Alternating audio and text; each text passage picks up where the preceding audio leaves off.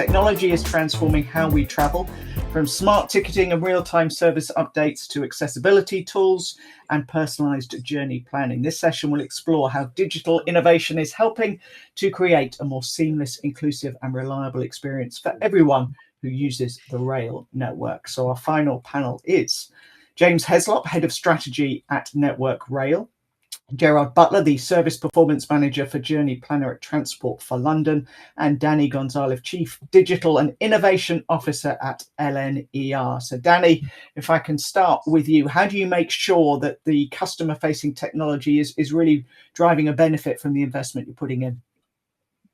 Thank you, Tanya.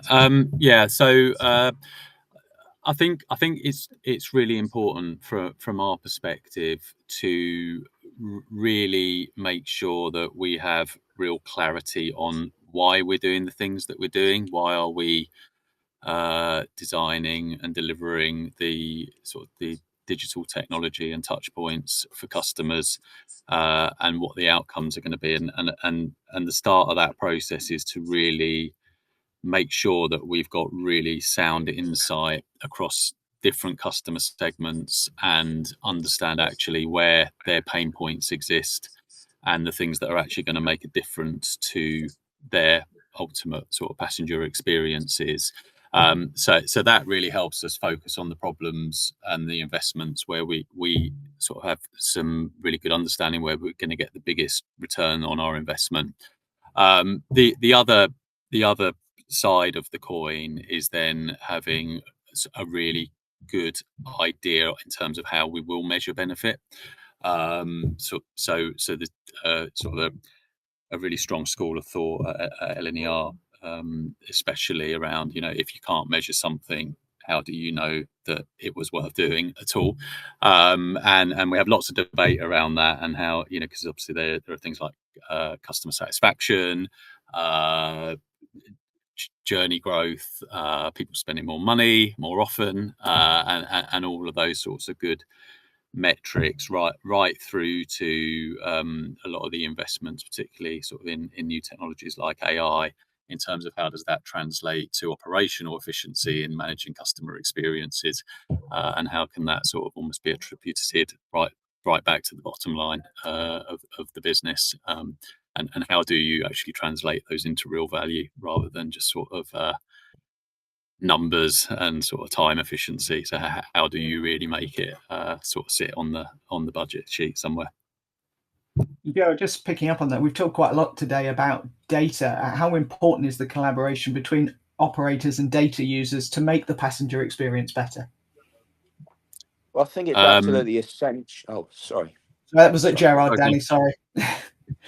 No, apologies, Danny. I didn't know if you had anything to add there. No. No.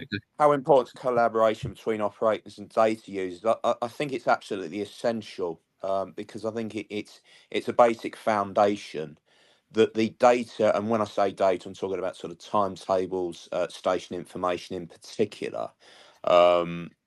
It's an essential foundation that needs to be accurate, and for it to be accurate, the data often comes from different train operating companies. In London, it's obviously our bus operators would supply schedules. We need to maintain a stops database alongside that. There's coaches that come into London as well. I know we're talking about rail today, but I think the principle is absolutely crucial, that there has to be an element of collaboration between the suppliers of data and people like ourselves within Transport for London who are aggregating that data. Because what my responsibility is within my role is effectively, in a sense, it's an integrated data set that allows people to plan journeys on our front end products and indeed on third party products as well.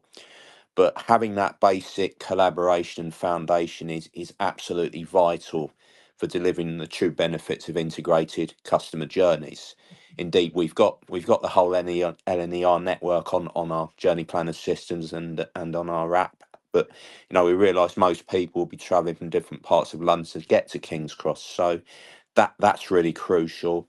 There needs to be sharing of knowledge as well. So as part of that foundation, there's got to be an understanding, not only within ourselves but with various train operators, we've got to understand each other's networks, each other's challenges.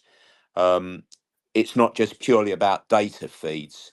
The Network Rail have done an exceptional job in the sharing of data feeds, but there needs to be collaboration alongside that to make the absolute best of it for the end user customer. So the feeds are exceptional, but they need to be used and deployed in the right way. There needs to be support if there needs to be a bit more knowledge about those feeds. And I think that's really, really crucial. It's not my area of expertise specifically. It's probably more with Danny and James. It is Danny in particular, is the whole sort of ticketing side of it, and having a consistency of experience. Again, data's crucial to effective ticketing, but that's not my sort of prime area of focus. So yeah, I mean, that'd be We'll my pick up on reflections on ticketing that. in a second. I just wanted to pick up on something you were saying with James. If how that more personalised timetable, that more collaborative timetable for the passenger. How do you help people to get that more personalised timetable and taking into account disruptions and all the rest as they go, James?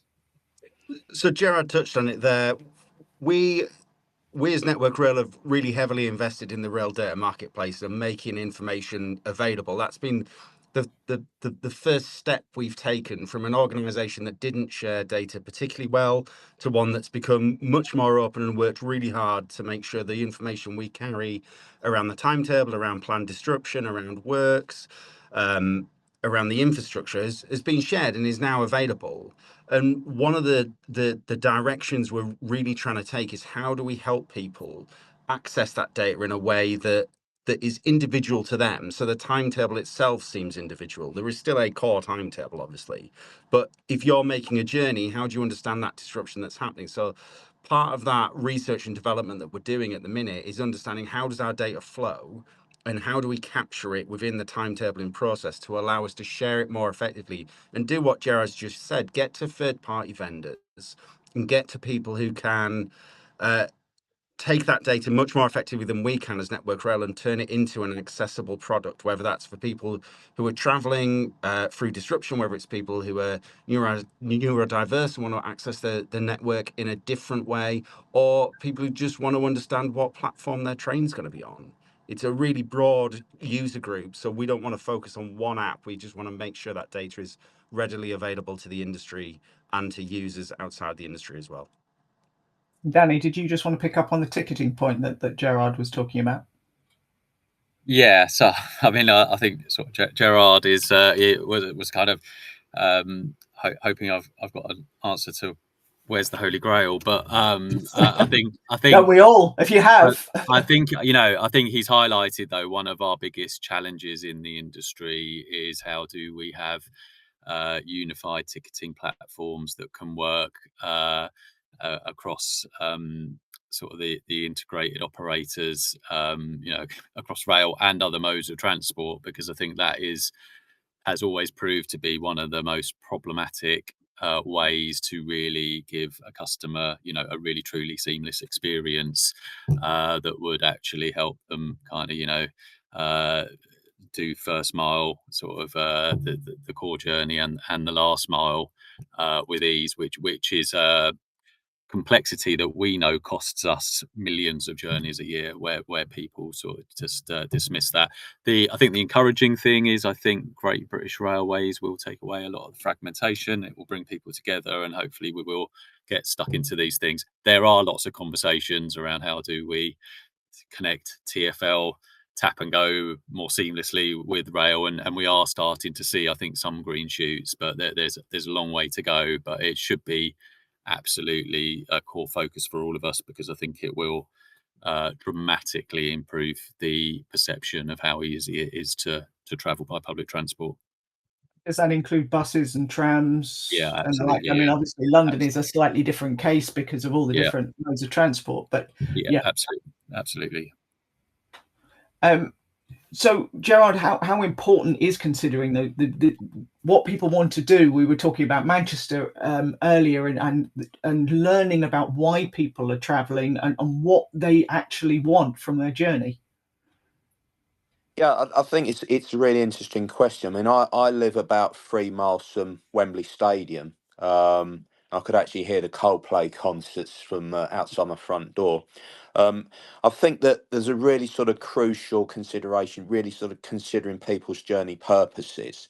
Now, all journeys are important. TfL's got a bit of a slogan similar to that, but I mean, it's if you consider people's different journey purposes, user needs are slightly different. If you think about, if I use Wembley as an example, if I may, so you've got a lot of unfamiliar travellers going to Wembley Stadium, as you would to a certain extent for most events there. So you need very, very sort of detailed information. Chiltern Railways, I know we work closely with them, have started publicising their queuing system at Wembley Stadium station after an event. And what I was delighted to see, because another one of my roles is chair of the Accessibility and Inclusion Forum at the Chartered Institute of Logistics and Transport. And I think Network Rail has done this for major stations as well, is introduction of British Sign Language videos, which I think is absolutely fantastic in really explaining how people can access Chiltern services after major events at Wembley.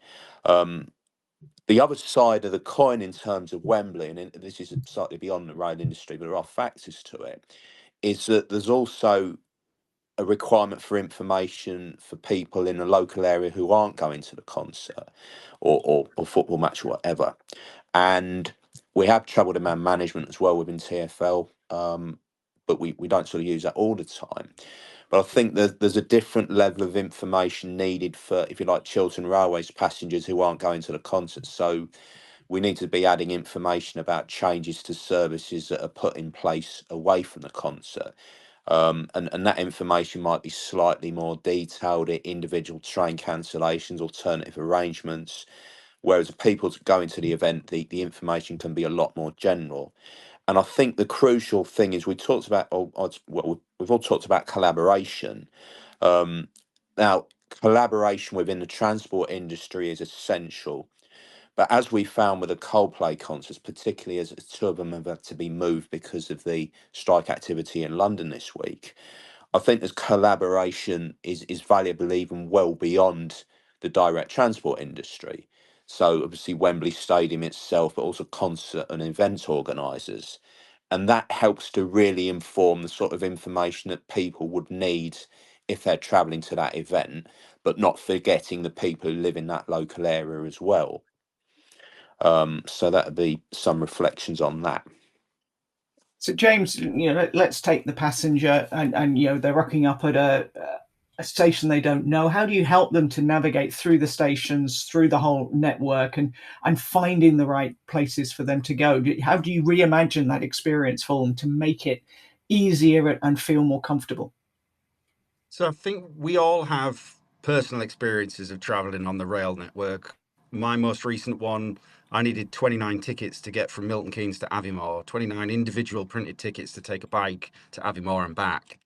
And I don't think we can carry on the way we are as an industry, and we need to reimagine our system, starting with the passenger and working it back. And that might be introducing British Sign Language boards in stations. It might be quiet rooms in stations. I saw one in Crewe recently for people who are neurodiverse and find the station environment quite a challenge. It might be introducing a common wayfinding system. We've had one before, which was standardized terminology on signs and standardized text as well.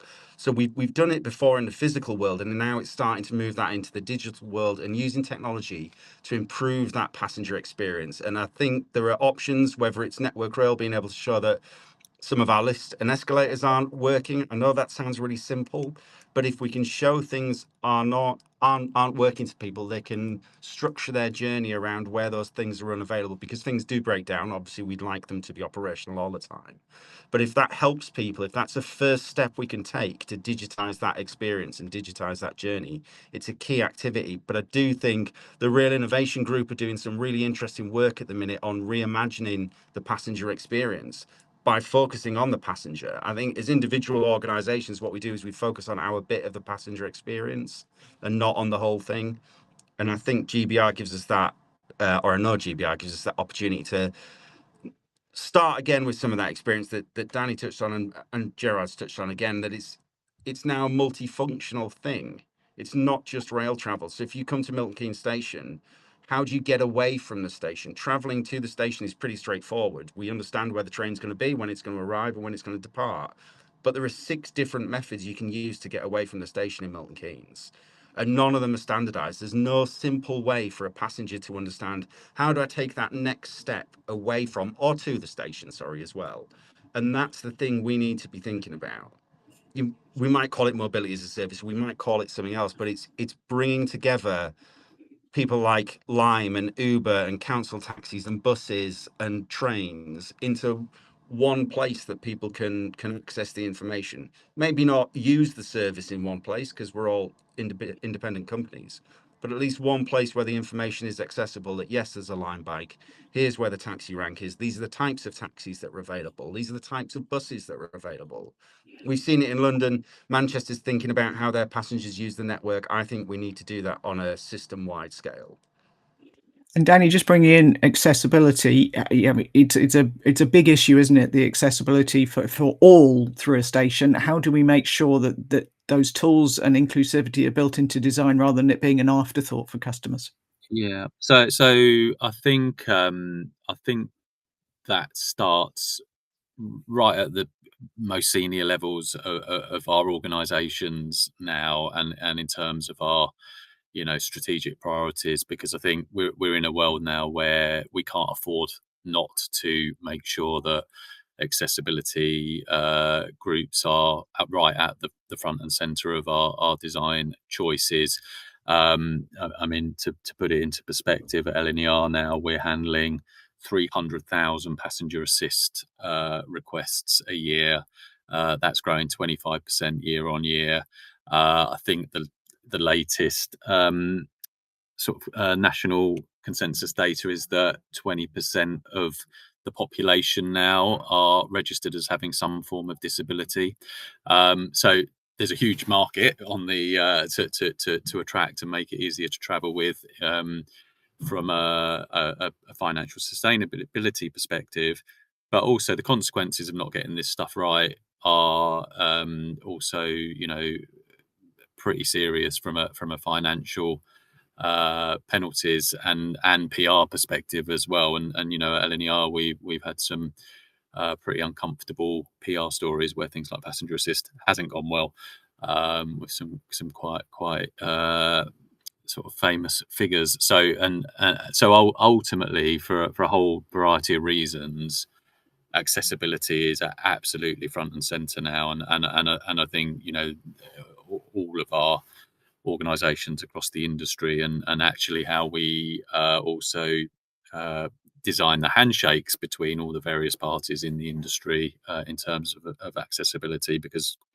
we do try and make it as hard as possible on occasions. I don't think we can live in that world anymore, and we have to make sure that we are as a priority considering sort of accessibility groups. And James, do we need to be careful as well of hidden disabilities, but also people who don't have access to this technology or don't understand this technology, that we're not leaving them behind? Yes, I think there's a few bits in there, Tanya. The people who can't access technology or don't understand it, we're a public service, so we have to provide for all of the public and have a way for people to access our network, whether that's through physical ticketing or physical support that Danny's just outlined. I didn't realize it was quite that scale for passenger assist, which I find quite striking. And then it's where we've got people with hidden disabilities, a bit like myself. I'm a confident rail user, and even at times I find our network and our way of working really, really challenging. And I often reflect on that, and I think, how do you access this if you don't understand it? If it's not something that you've made a career in, and you understand how the thing is put together, we need to simplify. We need to make sure that things, ticketing as an example, is accessible. And I know at LNER I've done some great stuff when I've been in the Northeast and I've seen their new ticketing structure. I think it's really simple. It's really straightforward. It's really accessible. I'm sure it's had real challenges for the team, but actually from a passenger point of view, I know what I'm paying for. I'm paying for a signal in one direction that's on peak or off peak. That's it, really. I know which train I'm going on and I know when I'm doing it. And I think they're the types of steps that are really simple for us to make, which might not be technologically driven, but help us increase the accessibility of our network and make sure we get more passenger share and people find public transport easy and simple to use.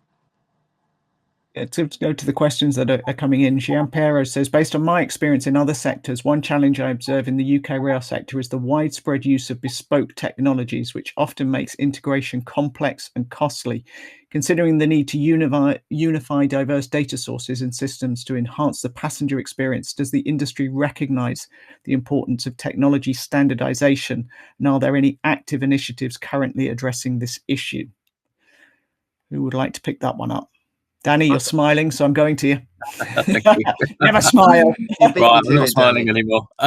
So basically, I think I totally recognise the problem statement that's been presented, and I think it is a real challenge in the industry today. I am seeing now much more connected conversation across different organisations. James mentioned the rail data marketplace. I think there is now, I think, some strategic direction in terms of working better together, collaborating more. I think, again, Great British Railways, I believe, will help significantly because it will bring what is or has been, a very fragmented operator landscape into, a much smaller number of organisations and forums where I think there will be much more transparency of what people are doing, how technologies that are out there, and I think it will drive a much more standardized approach as we move forward. Yeah, sorry, just going backwards a little bit to the accessibility issue. I mean, London in particular, I've always thought if you're in a wheelchair or you are in some way infirm, is incredibly difficult to navigate, isn't it? How does London and its transport systems become more accessible and inclusive? Well, I mean, I think it's it's a very sort of difficult question to answer. I think the starting point is improving infrastructure where we can. Now, there is a program by the Mayor of London to add step-free access to certain underground stations, but as we all understand, that takes a very long time to be designed and installed. So I think carrying on from that, there needs to be really reliable information at base level about which facilities are actually available. In particular, I think we're sort of seeking to improve information about the accessibility of bus stops.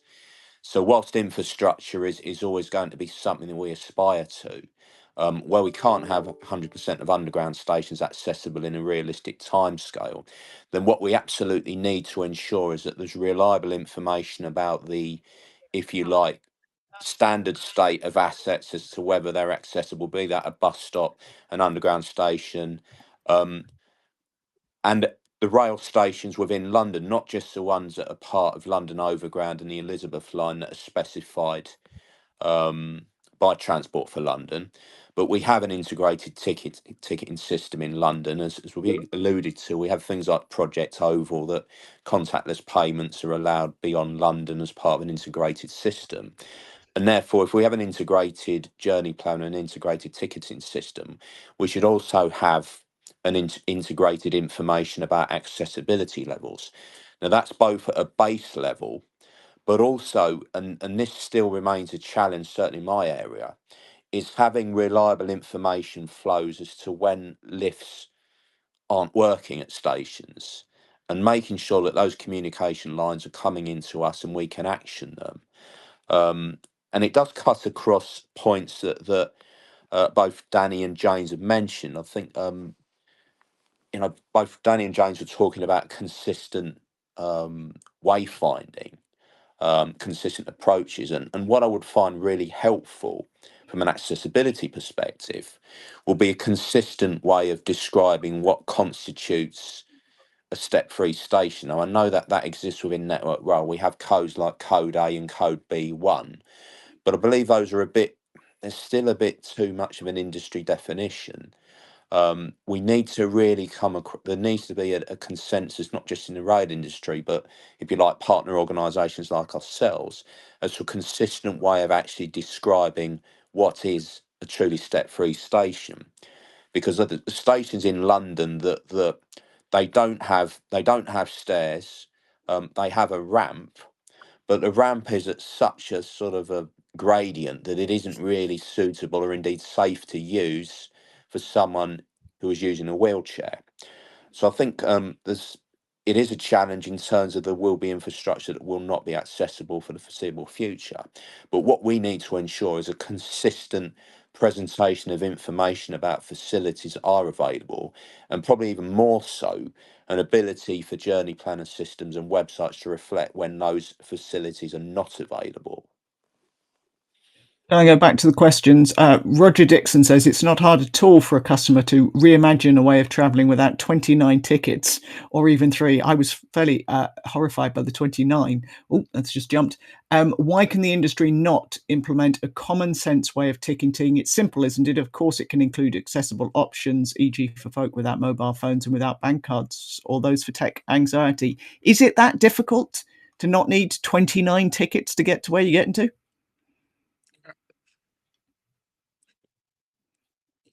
It's a big breath, James. Go on, run up. I use standard tickets there, and I travelled with a bike, and each train journey I needed a ticket. So, and I needed a ticket for the bike and myself for each train journey, and I had seat reservations because I needed to be reserved on each system. The answer really is, I think Tufik touched on it earlier. It's about taking some of these big industry problems and going back to the standardization point as well. It's bringing things together. It's understanding what our problems are. And we know that ticketing is an issue. ScotRail have done some stuff to do away with off-peak and on-peak travel over the last few weeks. I touched on the stuff that LNER have done. We're trying different things to simplify what we are doing as an industry. And I think that as we progress towards GBR and as GBRX really gets into its stride, we will start to address some of these issues, and we will start to move forward as an industry in a way that's been incredibly difficult over the last 10 or 15 years due to the fragmented nature and the some of the government direction we've had on these topics, I think, in the last time period. But we're starting to see now that organizations are making steps to simplify. So yes, I had 29 tickets and it was a bit of a nightmare, and it caused me a lot of anxiety. I'm not going to lie. Arriving at stations I didn't know, I had to be on trains, I had short changes, I had 4 tickets for each one, I had to get out and back through barriers. That's not an accessible system to someone who knows how the network works. Like I'm a very confident train traveler all over the world, and that is the most stressed I've been on the train journey in a long time. So we do need to simplify, and we are starting to, and I think that will accelerate as we get towards GBR and as GBRX gets in its stride, and we start to see these challenges addressed and move forward. So I'm not beating up on anyone. It was just a great example that there's a great picture of all these tickets laid out on my dining table that I'll probably put on LinkedIn after this. Great stuff. Ben Bailey says Greater Anglia has a live disruption map embedded on their site that helps detail all of this. It has bus details and information on the surrounding area alongside a live departure board. How do we get these technologies implemented on a wider case and standardized? Who's going to go on that one? I'll take that.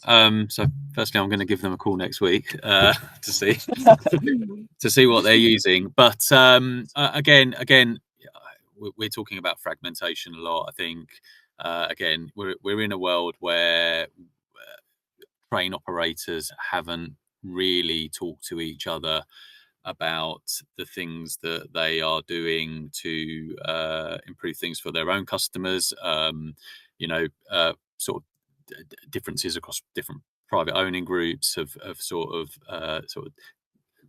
not enabled sort of as much collaborative working as you would expect, and And I think, again, as operators gravitate into DFTO, and LNER have been were the sort of first top into DFTO, and now we've seen many of our sort of colleague talks joining that party.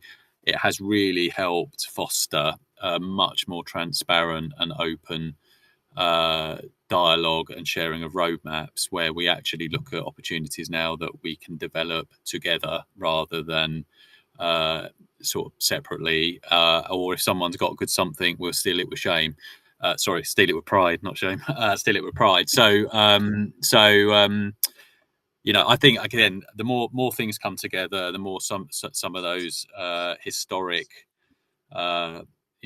industry barriers are broken down. I can only see that being an absolute positive, and also Network Rail and operators coming together to have a much more joined up model around track and train. Again, I think it's going to really help from an operational perspective for customers as well. So I see a much brighter future, and we've certainly got a long way to go to improve from where we are today. Report back on your phone call. I will do.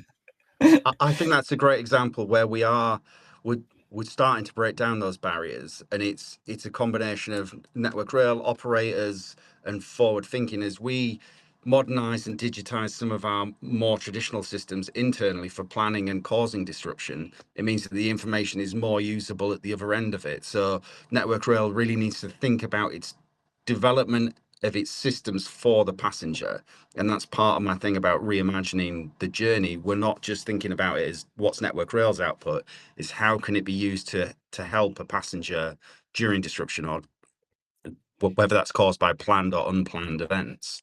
Well, I'm going to come back at you as well. Craig Solly's gone straight to the heart of it. Is there any initiative to improve network performance on the train routes, as we found issues with 4 and 5G coverage in this area? You can have all the fancy maps you like. If you can't get on them, they're not a lot of use to you, are they? I think it's a perennial topic, mobile coverage on the network, whether that's Wi-Fi on the trains provided by the operators, or whether it's Network Rail or the infrastructure that sits around the network for coverage. Yes, there is a plan. So our telecoms team are working to improve connectivity with the UK's operators in and around the rail corridor. It's a particular challenge that we've seen around the UK. So anyone who uses a phone in central London or Milton Keynes is a great example. We don't have fantastic 5G coverage at the minute because that's been delayed and slowed down due to some choices we've made for national security in the from the government's direction. So some of the infrastructure has been changed, which has slowed down that rollout. And I think over the next couple of years, we'll start to see that pick up nationally. So it's not just a rail specific problem, although I take the point that was raised. Sometimes you can be in a black spot, but they are becoming increasingly common across the UK. And as 5G rolls out and becomes more prevalent with different suppliers in the network, like physical infrastructure suppliers, we should start to see that reduce in of itself. Alistair Lee says increasing revenues requires more distribution, aggregators, Uber, etc. Attracting more distributors requires less complexity, not only simplification of ticket products, but also adhering to common data standards and business rules and giving every distributor access to the same inventory. When will the TOCs deliver this? Currently, they're going in the other direction. This is the root cause of a poor passenger experience when travelling. I'm minded to come back to you, Danny, as an LNER is a train operator. Yeah, I was going to put my hand up anyway. Gerard's just breathed a huge sigh of relief up in the corner.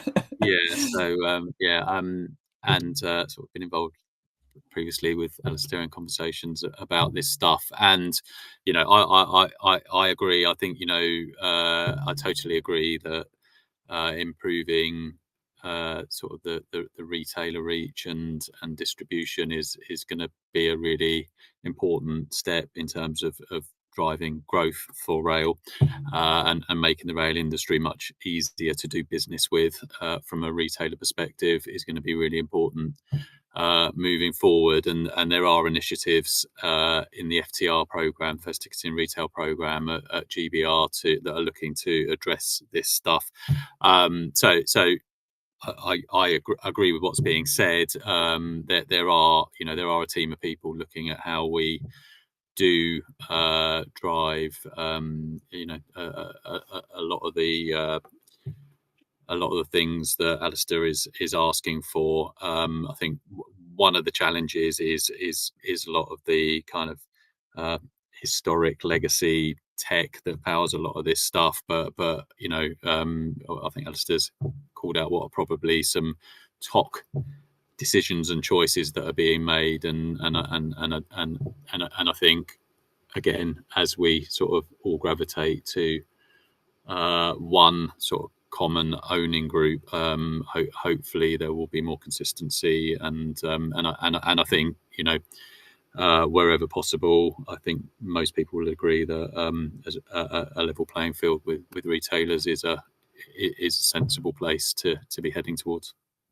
This one's staying with you because it's directed to you. It's from Miller, who was on with us earlier. She said, interesting point, Danny. One very interesting perspective on disability is that it's not just about certain individuals being disabled, but actually that ability is temporary for everyone as we age and experience a loss of capabilities.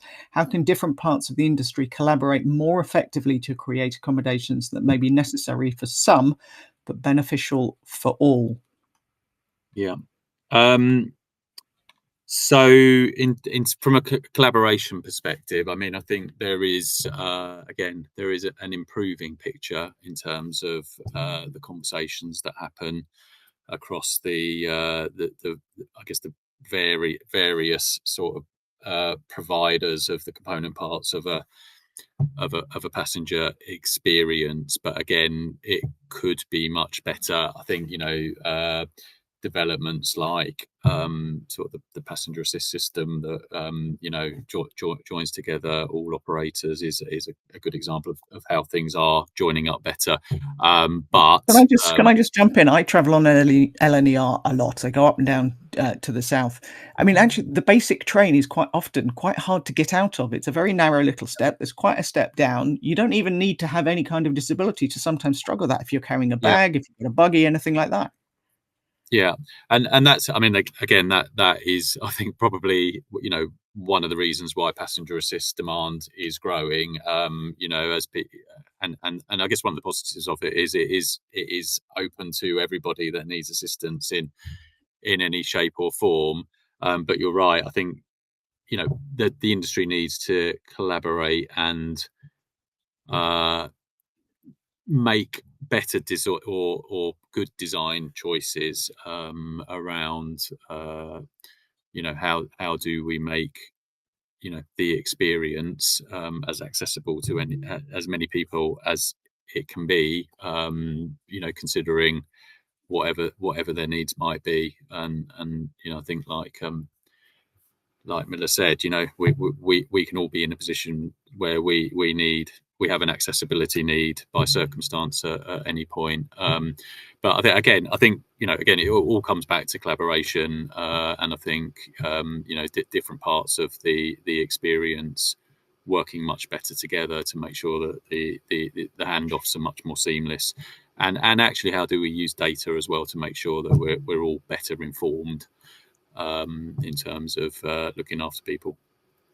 Gerard, I'm conscious that you've been quite quiet for quite a long time, but I mean, you've talked quite a lot about accessibility, and there is, I suppose, in London a bit more joined up thinking, isn't there, in the way that it is run? Yeah, I mean, it's been a very long-term priority. We've got our own official app, and that's actually designed with a step-free mode. So when you open it, it actually has a step-free mode that highlights which stations on the Underground and TfL network are accessible, but also, as I mentioned earlier, highlights when those facilities are unavailable. So it is something, that there's an element of joined up thinking with it. As I say, the issue is how we interact with the train operating companies, as I mentioned previously. And again, I think that the word, I know it's part of the title for this event, is it's collaboration. I mean, it keeps coming back to that, because just as much as our industry is about people and enabling them to do their journeys and live their lives, it's as much about people in terms of how, you know, we collaborate and form relationships that, you know, enable us to deliver improved services. It's identifying those contacts, it's identifying those relationships and actually using them in an effective way. And but we could sort of still improve on that. I mean, this is just my sort of personal view, not necessarily the one of the organisation as a whole. It's not too controversial, but I think the issue is that we have an integrated network, but if you're travelling on a bus with a view to actually connecting with an underground service or an overground route, we're not always necessarily advertising on our buses that step-free access isn't available at a particular station. Now, obviously, it's in our app and it's on other online products, but there's always sort of scope for improvement. That's just a sort of an observation on the fly from my part. But I think that we'll sort of look at that. We do, you know, we do partner with other organisations outside our specific network. So, you know, companies like National Express. And I think that we talked a lot about what we can do within our industry, but it's also trying to ensure that there's a sort of receptive attitude in partner organisations. So the bus industry in particular, coach industry, are they receptive to us reaching out? And I know rail versus coach is probably a bit of a difficult relationship, but even then there can be an element of integrated travel. But certainly in London there would be. I know it's slightly different from the rail perspective, but it's really trying to reach out to, and I think it was mentioned both by Danny and James earlier. It's really sort of reached that. I think James mentioned there's sort of 6 or 7 ways of getting to Milton Keynes or getting from Milton Keynes, but it's actually creating the willingness within those partner organisations as well as our own industry. If your partner's sort of rather outdated expression, it does take two to tango. Yep, we've all got to start talking to each other. I'm just going to jump in because I want to put this one last question before we finish. And it's because it's a good one. Andy Gordon says, as a former season ticket holder, it seems to me that the rail industry provides the worst customer experience to its best customers, e.g. making it difficult for season ticket holders to reserve seats, overcrowding, etc. Compare that with the airline industry that offers air miles, etc. Any suggestions of how we can look after regular customers better? Danny, I'm sorry, but it's got you written all over it again, hasn't it? Well, I'm pleased to say from an LNER perspective, we do allow anybody to reserve seats whenever they want to via the LNER app. So that I think that helps our season ticket holders, but appreciate that doesn't necessarily solve the problem for customers of other TOCs. But again, I think we just keep coming back to this thing about consistency. You know, the technology is out there to solve some of these problems, and it's about you know, us really thinking about how do we do that and in a consistent way. You know, I am again hopeful. You know, today you have 14 train operating companies offering 14 different retail platforms, as well as the retailers, and you know, everybody's doing stuff slightly differently. Everybody's focusing on different customer groups. Now we will be consolidating down into Great British Railways retail in the hopefully not too distant future. And again, I think that will really help, you know, create much more consolidation, so therefore simplification. So it, you know, you should get more across broader parts of the network, and obviously, you know, the railway has a duty to make sure it's looking after its best customers. So that absolutely needs to be in the kind of in the plan moving forward. And hopefully James won't need 29 tickets to get his bike up to far reaches in the future.